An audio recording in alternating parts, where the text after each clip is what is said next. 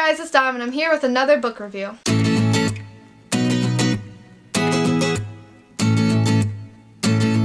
So for today's review, I'm going to be reviewing The Tale of Rawhead and Bloody Bones by Jack Wolfe. I first heard of this book 2 years ago, my freshman year of college, when I went to a bookstore by my school called A Room of One's Own. At A Room of One's Own, their employees actually recommend books to you, like certain books. Instead of seeing them from the spine, you will see them like this, and they will have note cards at the bottom, and it says which employee recommended it, and they explain why it's their favorite. I was with 2 friends. All 3 of us thought it sounded cool. My 2 friends grabbed it, but there were only 2 copies, so I couldn't, and I ended up getting this at the thrift store. So what The Tale of Rawhead and Bloody Bones is about is a boy named Tristan Hart, and I shouldn't say boy, he's more so a man, because he's 21. It takes place in 1751, and he wants to be a surgeon, and he's a very smart man, and everyone tells him that, except he's psychotic, and that's it. So hearing that description, I thought this book was going to be action-packed. Unfortunately, it was not at all. This book was one of the slowest books I have ever read in my life. I'm afraid to criticize that because this book was actually published in 2013, but Jack Wolfe wrote it in a way where you will think it was written in the 1750s. So the pro to this book is that Jack Wolfe did his research.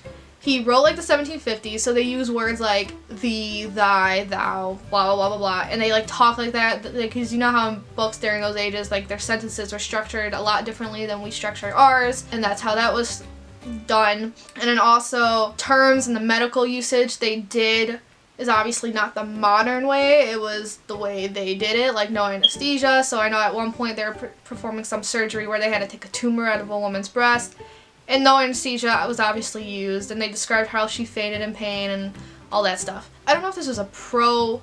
This is more so a pro to his writing style, but a con to me at the same time, because Jack Wolfe capitalized every single noun in the book, and that messed with my eyes a lot. I mean, it's kind of true to the writing style back then, because they would capitalize random words, or random to me at least, probably not random to them, but this one it was just every noun, and it got excessive. As for the story itself, like I said, it was very slow. I thought a lot of details were unneeded. This book is my copy is about 547 pages. It could have been about 400 TBH. Also, some of the descriptions just made me uncomfortable because he did get very, very into detail of some of the graphic stuff. Not only that, but some of it didn't even make sense to me because he would call things by the bone, and just like there's bodily terms I've never heard of, but that's what he would use without describing it. So I'm like, okay, this is pointless because I don't know what you're talking about, which is more so on me than Jack Wolfe. There's a few warnings for this book. Now, nothing in books usually like bothers me if done tastefully, but if like weird sex stuff creeps you out, then avoid this book, because he does talk about sex a lot, because he literally gets off on being a sadist.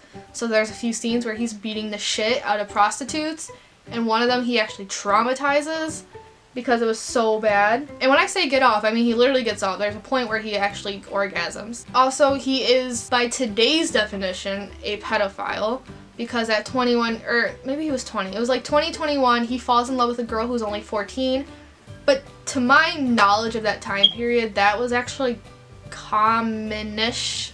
I mean, usually they were a little older, but it's pedophile by our terms, so I know to some people that like freaks them out. And then maybe he did make them younger on purpose to show how more mad he actually is. And speaking of like the psychosis and all that stuff, and Tristan Hart actually being mad, some of that actually got too confusing because he went into such detail that you almost got like lost in the detail, but on a bad note.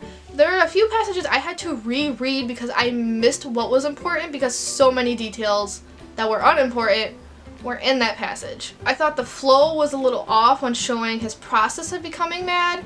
I mean, right then in the first chapter, you see the sadistic side of him, but then later in the book, he becomes delusional, but I thought the process to getting there was off and needed more explaining, definitely. But another pro I do have to say is the actual Tale of Rawhide and Bloody Bones. I thought it was very clever how he did that. I don't want to say how he did because that is a spoiler, but I thought the way he did that was very cool and original. I've never seen that before. So in the end, I gave this book 2.5 stars out of 5. It was going to be 3, but the more I read, the more more, I realized I was just reading to get the book over with and that I wasn't really enjoying it. But like, major props to Jack Wolf because this is his first novel. I read the about the author section because I was just so intrigued. This is his first novel, and at the time of its publication he was getting his PhD. I don't know in what because it didn't say. But if you can juggle writing a novel and getting your PhD at the same time, then like that's goals. And also just props to the fact that he wrote in a 1700s style, because nobody really dares to do that anymore. And he got published because let's be honest, nowadays if you were to write how they did back then, you wouldn't get published because that's just not how we write anymore. But he did, and major props to that. But it still doesn't give it more than 2.5 stars because the story itself was just boring. It wasn't as psychologically fucked up as I thought it would be. And that's all I have for you guys today. This is only like my second or third review, so hopefully I'll get better at these. It's gonna come with practice. But that's all I have for you guys today, and I hope you have a great day. Ciao, tutti!